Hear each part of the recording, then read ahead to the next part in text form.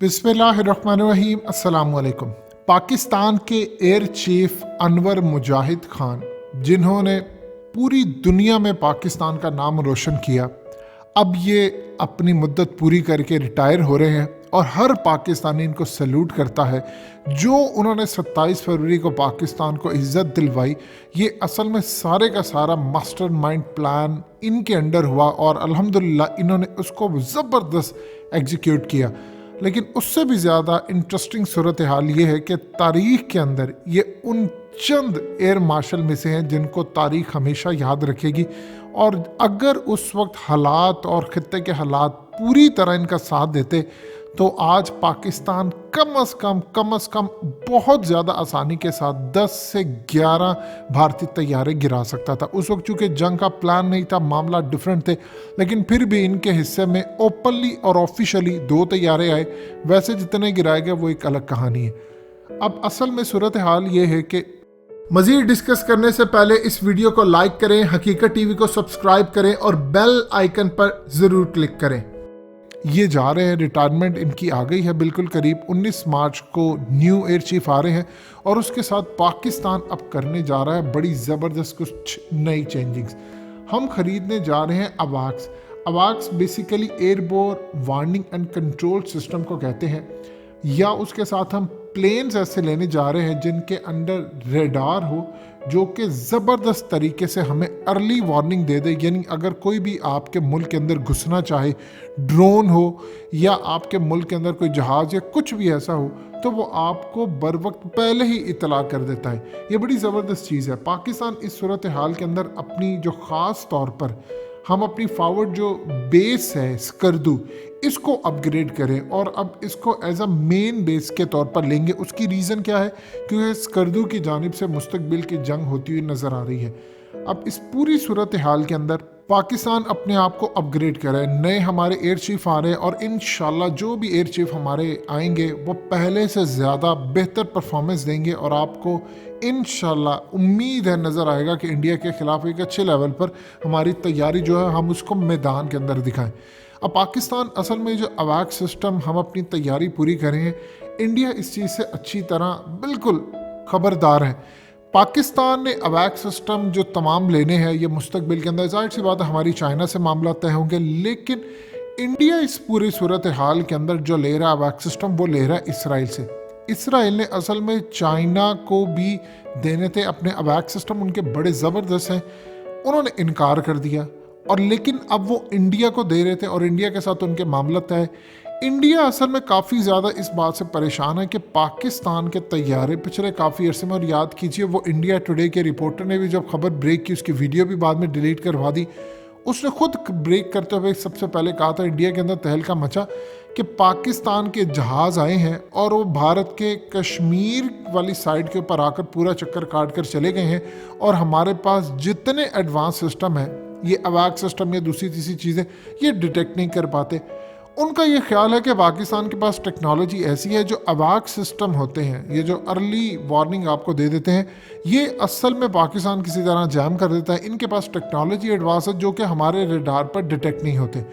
देखिए दुनिया जो मर्जी कहती रहे कि हमने उसामा के वक्त ये नहीं किया वो नहीं किया, पाकिस्तान ने अपनी गलतियों से बहुत कुछ सीखा है। अब पाकिस्तान आगे बढ़ रहा है। अब हमारी इस वक्त सूरत हाल ये है कि हम जो नए चीफ आ रहे हैं उनके साथ हम कुछ नई चीज़ें भी लेकर आ रहे हैं। हमारी कोशिश ये है कि हम अपनी एयरफोर्स को एडवांस करें। हमें ज़्यादा से ज़्यादा ज़रूरत है इस वक्त मैन पावर की।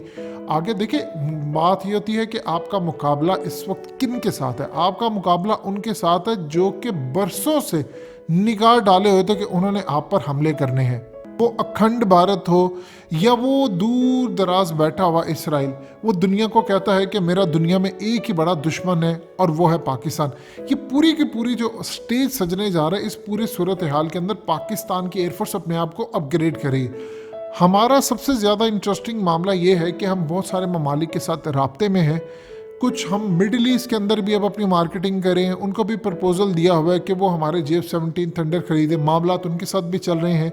नाइजीरिया हो, म्यांमार हो, अर्जेंटीना हो, श्रीलंका हो, आज़रबाईजान हो, ये तमाम के तमाम फ़ायदा ये होता है कि जब आप डायरेक्टली इनको सेल करते हैं तो आपको मिलते हैं पैसे।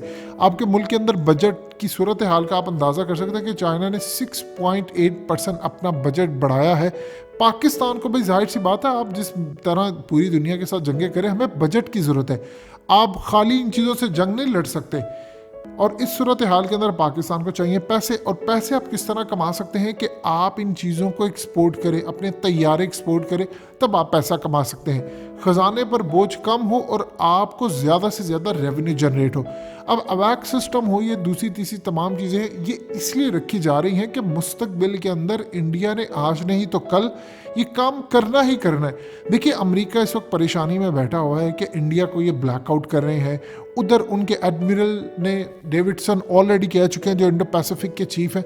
उन्होंने कहा है कि चाइना हमें ओवरटेक करने जा रहा है, वो हमें इस वक्त जो मुस्तकबिल की सुपर पावर बनने जा रही है उसकी कुर्सी से उतारने जा रहा है। उन्होंने इंडिया को दबोचने का फैसला किया। इंडिया अगर इस वक्त आपको धमकी नहीं दे रहा तो उसकी सिर्फ और सिर्फ एक वजह, चाइना। मुस्तकबिल के अंदर चाइना के जहाज़ों ने स्कर्दू एयरबेस से ऑपरेट करना है और इसीलिए हमने उनके लेवल की इसको अपग्रेड करे हैं ताकि पाकिस्तान भी यूटिलाइज करे। इंडिया इस बात को अच्छी तरह समझता है।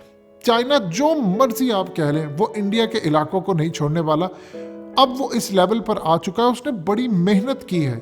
शी जिनपिंग के आने के बाद वो इस लेवल पर अब आ गए हैं कि उन्होंने कहा है कि हमारे पास अब ये मिसाल के तौर पर इनकी जो मुलाकात हुई थी, ख़ास तौर पर इनकी जो बातचीत होती रही, जब चाइना और इंडिया के फौजी आपस में मुज़ाकरात करते रहे लद्दाख के हवाले से, तो उन्होंने जब इंडियन आर्मी के सामने नक्शे रखे तो इंडियन आर्मी और उनके लोगों के होश उड़ गए थे जब उन्होंने कहा कि 1500 साल पुराने ये नक्शे हमारे पास मौजूद हैं, ये पुराने ज़माने के ये आसार मिलते, हमारे ये लैंड हमारे थे। वहाँ पर अब आप अंदाज़ा कर लें इंडिया क्या कहेगा। चाइना ने कहा ये लैंड हमारा है, हमने इसको लेकर रहना है, हर सूरत हम लेंगे। जब पूरी तरह आपने अपनी ताकत बढ़ा ली, इन्होंने 72 साल मेहनत की, अब वो उस लेवल पर आगे हैं कि वो इंडिया को कैप्चर करें। अब पाकिस्तान इस सूरत हाल के अंदर पूरी तरह तैयार बैठे, उसको पता है कि जब इंडिया को कैप्चर करने की बारी आएगी तो कोई एक लड़ाई हो।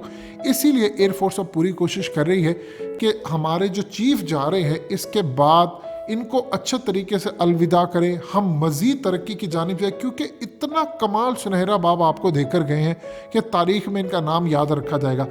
अगर उस दिन इनके हाथ बंधे ना होते तो यकीन कीजिए आज 10 से 12 जहाज़ का आप इंडिया के अंदर देख रहे होते कि मातम हो रहा होता। हम मारने को तो बहुत कुछ मार सकते थे, उनका आर्मी चीफ भी मार सकते थे, लेकिन हाथ इसलिए बंधे थे क्योंकि हम इस वक्त जंग के कोई भी आसार कबूल करने को तैयार नहीं थे। हमने सिर्फ उनको सबक सिखाना तो वो हो गया। अब पाकिस्तान ये अवैक सिस्टम क्यों ले रहा है? देखिए, कल को इंडिया ने आना ही आना है। जिस तरह याद कीजिए कि 26 फरवरी को उन्होंने 4 जगहों से आने की कोशिश की, चौथी जगह पे ये सूरत हाल हुई कि वो अंदर आने में कामयाब हुए।